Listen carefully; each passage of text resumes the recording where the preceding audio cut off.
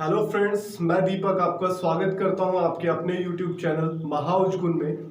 तो फ्रेंड्स, एक और वीडियो मैं आपके लिए लेके आया हूं और जैसा कि आपने लास्ट वीडियो में एक्ट के बारे में पढ़ा था, थोड़ा सा मैंने आपको संविधान का परिचय भी बताया था। तो आज फिर से आगे स्टार्ट करते हैं। तो फ्रेंड्स, लास्ट टाइम जो मैंने आपको एक्ट जो पढ़ाया था, अंतिम जो एक्ट पढ़ाया था, वो हमारा 1793 का एक्ट था। तो अब उससे आगे जो मैं आपको बताने जा रहा हूं 1813 का भारत शासन अधिनियम। और देखिए फ्रेंड्स, मैं आपको सारी चीजें बता चुका हूं कि ये एक्ट क्यों लग रहे हैं और इन एक्ट की क्या भूमिका है। ठीक है फ्रेंड्स, तो चलिए वीडियो स्टार्ट करते हैं। सबसे पहले मैं आपको बता देता हूं 1793 के बाद यहां पर 1813 का चार्टर अधिनियम इसको बोलते हैं। ठीक है, भारत शासन अधिनियम कुछ समय के बाद इनको बोला जाएगा। तो यहां पर चार्टर अधिनियम 1813 का, देखिए फ्रेंड्स, ये इतना इंपॉर्टेंट नहीं है, लेकिन मैं आपको बताऊं, जैसे हम लोग सीरियल वाइज चल रहे हैं, नंबर से चल रहे हैं, तो इसलिए छोटी सी बात मैं इसमें बता देता हूं। देखिए, मैं बोलूंगा ज्यादा, यहाँ पे लिखाऊंगा कम, तो आप उस बोलने को भी नोट कीजिए। ठीक है, और जैसा मैं बार बार अपनी वीडियो में बोलता हूं कि जब भी आप इस चैनल पे कोई भी वीडियो आप देखते हैं तो प्लीज आप कॉपी या पेन लेके बैठिए, रफ लेके बैठिए और उस पर ये सारी चीजें नोट कीजिए। ठीक है फ्रेंड्स, तो यहां पर 1813 में क्या होता है कि ब्रिटिश संसद जो होती है, वो जो कंपनी के अधिकार होते हैं उसको 20 वर्षों के लिए और बढ़ा देती है। जैसा कि आप जानते हैं कि हमारे जो बंगाल पे शासन है वो अभी ब्रिटिश ईस्ट इंडिया कंपनी का शासन है। तो वो जो कंपनी का जो शासन होता है पूरी तरीके से संसद के अधीन होता है, जो ब्रिटिश संसद है। तो फ्रेंड्स, ब्रिटिश संसद 20 वर्षों के लिए अधिकार पत्र बढ़ा देती है। 20 वर्षों के लिए कंपनी का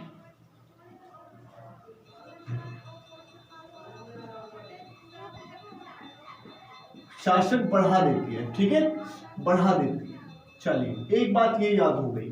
ठीक है, इंपॉर्टेंट इसमें थोड़ा सा बस यही है कि 20 वर्षों के लिए कंपनी का अधिकार पत्र बढ़ गया। दूसरा क्या होता है इसमें कि पहले ब्रिटिश ईस्ट इंडिया कंपनी ही व्यापार करती थी भारत के साथ, बंगाल के साथ, लेकिन अब ब्रिटिश संसद ने क्या किया कि भैया आपका एकाधिकार नहीं रहेगा।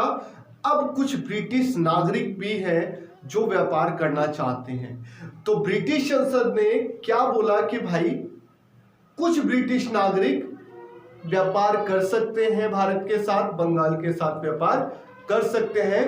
तो ये पूछ सकता है कि भैया किस एक्ट के जरिए कंपनी का भारत से व्यापार का एक अधिकार छीना। तो कौन सा एक्ट है? 1813 का चार्टर अधिनियम। चलिए फ्रेंड्स, इसमें बस इतना ही। देखिए, ज्यादा नहीं लिखवाऊंगा मैं, इसमें जो बातें थी वो मैंने आपको बता दी। 1813 के बाद जो वो एक्ट लागू करते हैं, लगभग 20 साल बाद 1833 का चार्टर अधिनियम। कौन सा? 1833 का चार्टर अधिनियम। ठीक है, देखिए, चार्टर क्यों बोल रहे हैं? क्योंकि ये घोषणा पत्र टाइप का ही होता है। घोषणा पत्र को चार्टर बोलते हैं, तो उसी प्रकार का ये होता है, इसलिए इसको चार्टर बोला है।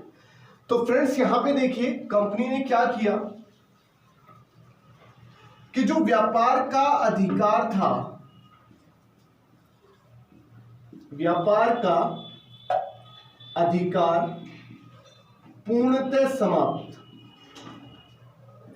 पूर्णतः का मतलब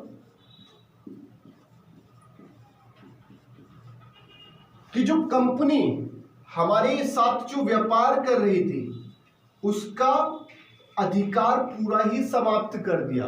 तो ब्रिटिश संसद ने क्या किया कि भैया अब आप भारत के साथ, बंगाल के साथ व्यापार नहीं करेंगे। अब सिर्फ आप एक काम कीजिए। जाहिर सी बात है, अब एक ही काम कंपनी का रह जाता है कि भैया सिर्फ आप शासन कीजिए। क्या कीजिए? शासन कीजिए। ठीक है, और सबसे इंपॉर्टेंट बात, अब यहां पर सबसे इंपॉर्टेंट बात क्या आती है, पहली बात तो ये, दूसरा ये कि शासन कीजिए बस। और जो बंगाल का गवर्नर होता है,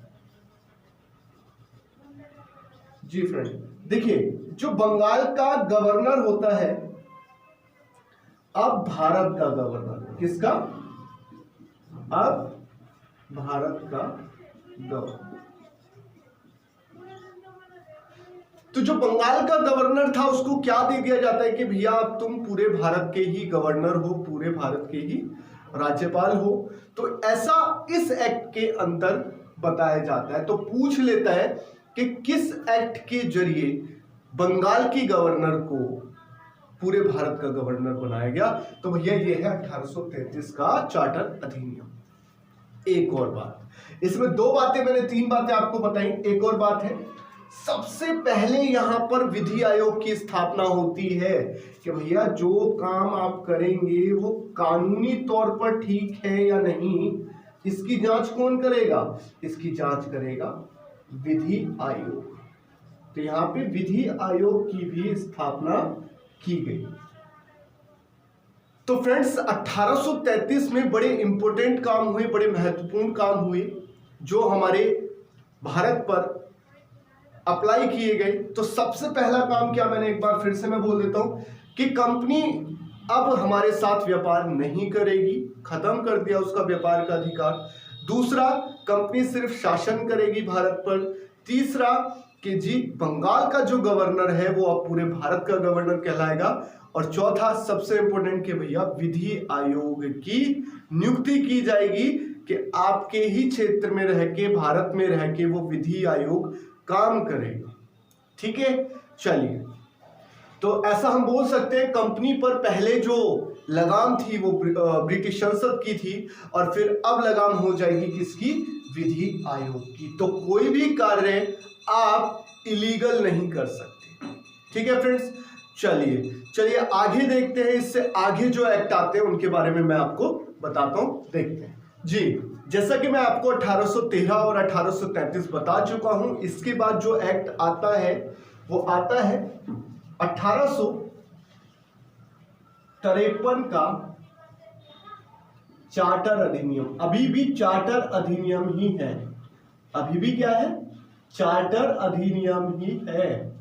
चलिए, तो 1853 का जो चार्टर अधिनियम है उसमें सबसे इंपॉर्टेंट बात क्या होती है, देखते हैं।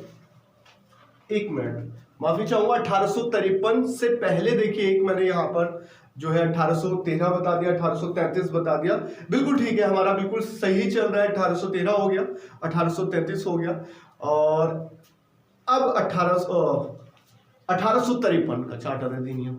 तो इसमें क्या होता है फ्रेंड्स, पहले क्या होता था कि कंपनी के जो ब्रिटिश ईस्ट इंडिया कंपनी में जो महत्वपूर्ण पद होते थे उसमें पहले नाम लिखा जाता था कि आप नाम लिखवा दीजिए, अगर आपके पास कोई अच्छा सोर्स है तो आपका नाम आ जाएगा। ठीक है, आपके मतलब कि आपको ये पद मिल जाएगा। तो पहले क्या होता था कि पहले ऊंची जो पोस्ट पे जो जाते थे वो जाहिर सी बात है किसी की सोर्स लगकर जाते थे। अगर कोई जानने वाला है किसी अधिकारी का तो वो उसको वहां पे बिठा देता था पद पे।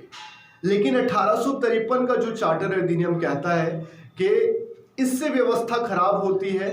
कोई भी देखिए मैं बता रहा हूं कि विधि आयोग की स्थापना इससे जस्ट पहले ही हुई है।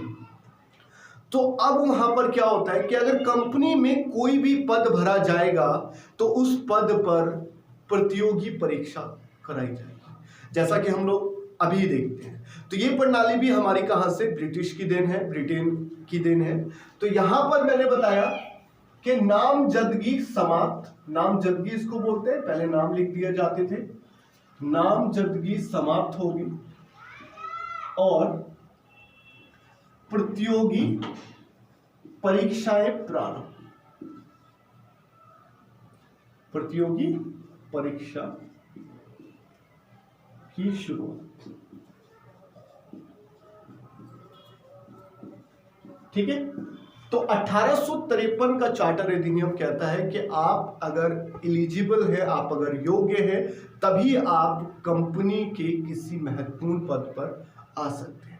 ठीक है, मोस्ट इंपोर्टेंट ये एक्ट है, पूछ लेता है ठीक है फ्रेंड, तो आगे देखिए 1853 हो जाता है। एक और एक्ट मैं आपको बता देता हूं, 1858 का चार्टर अधिनियम, 1858 का चार्टर अधिनियम सबसे ज्यादा बार पूछा गया है, सबसे ज्यादा बार पूछा गया, इसी में से क्वेश्चन बनता है।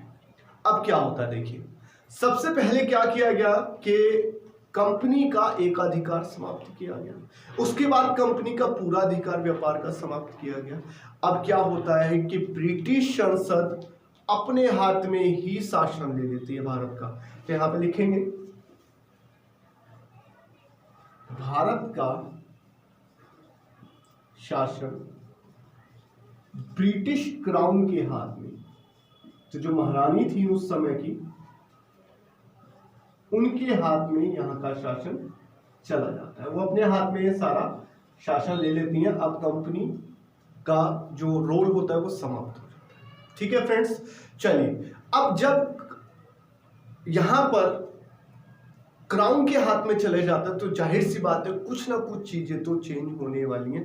तो यहां पे देखिए, अब जब क्राउन है तो सीधी सी बात है, जब महारानी है तो उनके मंत्री भी होंगे। 15 सदस्य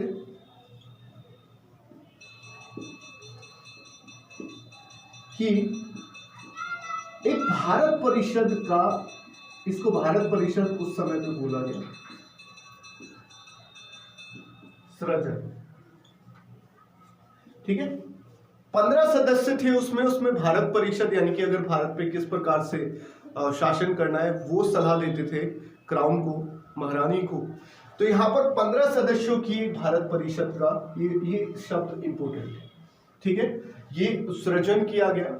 और देखिए बहुत चीजें हुई इसमें, मुख्य तौर पे ये 3 याद रखी जाती है। पूछा गया था अभी एक क्लास पेपर में कि मंत्री पद की व्यवस्था कहां से हुई, किस एक्ट के द्वारा मंत्री परिषद अस्तित्व में आया। तो भैया मंत्री पद की व्यवस्था भी होती है 1858 के चार्टर अधिनियम के तहत। ठीक है फ्रेंड्स, तो इसमें 3 चीजें आपको याद रख लेनी है। क्या क्या याद रखना है? जैसा मैंने बताया, भारत का शासन चला गया ब्रिटिश क्राउन के हाथ में, ये पूछ लेता है। 15 सदस्य की एक भारत परिषद का निर्माण होता है, सृजन होता है, और मंत्री पद बनाए जाते हैं। ठीक है फ्रेंड्स, तो ये 3 जो बातें हैं 1858 में आई, ये तीनों की तीनों बातें अपने आप में बहुत इंपॉर्टेंट है, बहुत बड़ी हैं। अभी देखिए, मैं आपको सीधी सी बात है, आपको पीएचडी वगैरह तो नहीं करनी है, अगर इनके डीप में जाएंगे तो बहुत सारी चीजें आपको निकल के आने वाली हैं। ठीक है फ्रेंड्स, तो ये चीजें आपको पता होनी चाहिए। तो फ्रेंड्स, आज के वीडियो में मैंने आपको थोड़ा सा आगे बताया है। और देखिए, अगर ऐसा हो कि मैं सारे के सारे एक्ट एक ही वीडियो में बता दूं आपको, तो ये वीडियो काफी लंबा होने वाला है, और मैं 100% गारंटी देता हूं कि कोई भी इसको पूरा नहीं देखेगा। तो फ्रेंड्स, कम सीखिए लेकिन अच्छा सीखिए। तो कुछ एक्ट मैंने आपको पहले वीडियो में बता दिए, कुछ एक्ट मैंने आपको इस वीडियो में बता दिए। तो फ्रेंड्स, आज की वीडियो में बस इतना ही, और अगली वीडियो में जल्दी लेके आता हूं बाकी बचे अनुच्छेदों के साथ। वीडियो देखने के लिए बहुत बहुत धन्यवाद। जय हिंद।